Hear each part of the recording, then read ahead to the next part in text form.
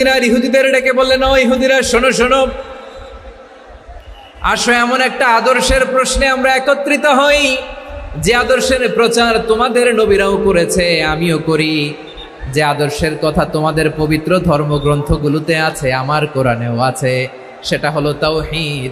আমরা এক আল্লাহ ছাড়া কারো ইবাদত করব না, আল্লাহর সাথে কাউরে শরীক করব না, আল্লাহ ছাড়া কাউরে রব মানব না। পড়েন সুবহানাল্লাহ।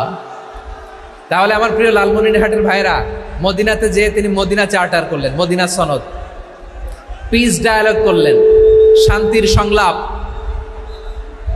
ইন্টারফেথ ডায়ালগ করলেন, আন্তধর্মীয় সংলাপ, যার ভিত্তি ছিল তাওহীদ। সুবহানাল্লাহ পড়েন। তাহলে অন্য ধর্মের প্রতি সব সময় ইসলাম সহনশীল, টলারেন্স। যদি আপনি দেখতে চান ইসলামের নবী, বিশ্ব নবীর দিকে তাকান, ঠিক কিনা বলেন?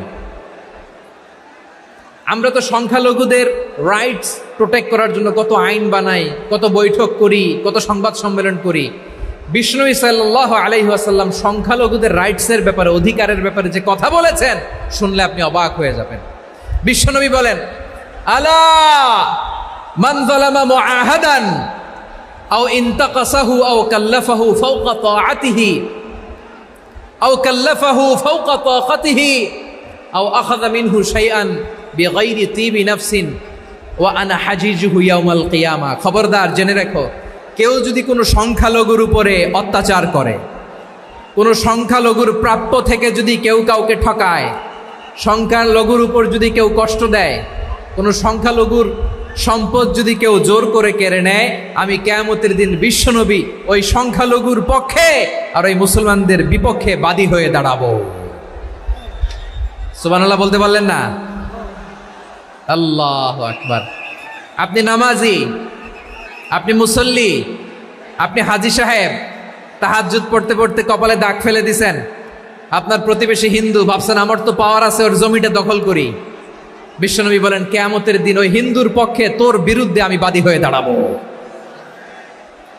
পৃথিবীর কোন ধর্মে এরকম স্টেটমেন্ট পাবেন? পাবেন?